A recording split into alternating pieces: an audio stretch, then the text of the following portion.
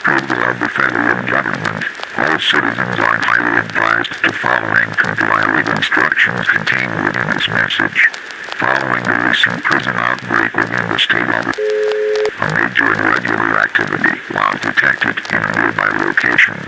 Due to the uncontrol of the situation regarding the prison outbreak, investigation towards the irregular activity were hindered.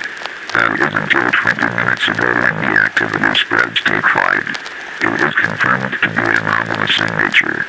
As such, the Deviation Management and Control Directorate has deployed emergency rapid containment units to suppress the anomaly and hopefully contain it.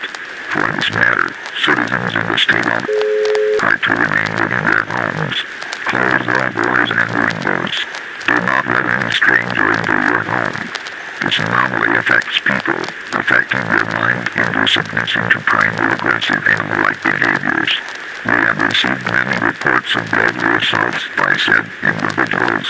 If you feel uncomfortable or something feels wrong with yourself, or is showing signs of aggressive behaviors or urges, please isolate yourself from your community. You may be significantly affected by the anomaly. Do not panic. Local deviation management agents are nearby and available to help. Please comply with them.